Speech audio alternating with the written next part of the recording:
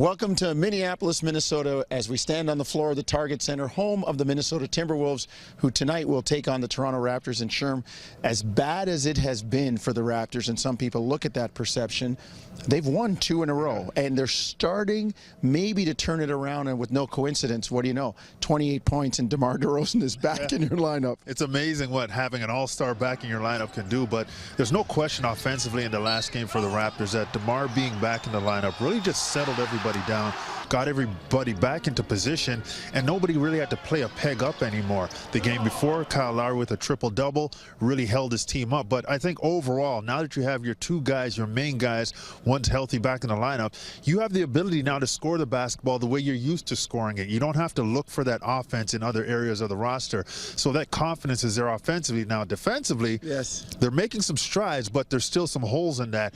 And maybe they just have to figure out how they can be more consistent, not necessarily be that defensive team, but be more consistent throughout 48 minutes. That's going to give them a chance to win with their offense coming back. Sure, to your point, in the last win over the Clippers, they put up 118 points.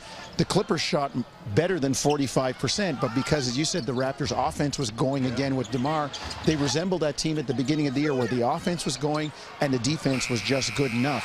It'll have to be good enough, at least good enough tonight, against a very young, athletic Timberwolves team with the likes of Karl Anthony Towns, Andrew Wiggins, and then they picked up on a 10-day the veteran Lance Stevenson, who's, we say this lovingly, a bit of a wild card, Sherm, in this lineup. Yeah, he's definitely a guy that can impact the game positively and negatively at times, but there's no question in a one-on-one scenario he can break people down off the dribble. We don't know where he is right now in terms of his cardio and all of that, but we know that Tom Thibodeau, if he feels that he can use him, he's going to put him in there. And if you're the Raptors, you know he's a physical guy. He's going to go downhill. He's going to be in attack mode, and he's got decent size on the perimeter. So a bit of a wild card, yes, but a lot of these guys have been around the league and have seen his style of basketball and understand what he can bring. Now, in this system, it might be a bit different with some of the weapons around him, but he can have impact if he's in good shape. Well, he's on a 10-day contract. He said, I'm trying to learn 52 plays. Tom Thibodeau said there'll be a limited package where they'll put him in tonight. Let's hear what the Raptors had to say about Lance, defense, days off, and a whole bunch of other stuff after practice.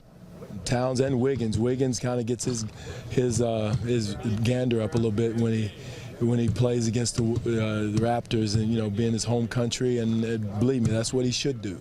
Again, both those guys are very aggressive scorers. They're looking to score. They're the heart and soul of their scoring right now, and doing an excellent job. Wiggins' pick and roll offense has improved tremendously, and Towns is just an all around. I'm surprised he didn't make the All-Star team because he's a very, very talented young man.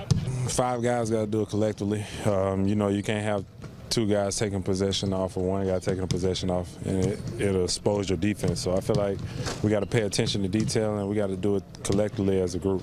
So the thoughts of Dwayne Casey and his players tonight. The Raptors will take on the Timberwolves, 8 o'clock Eastern. You can see it on Sportsnet 1 and hear it on TSN 1050.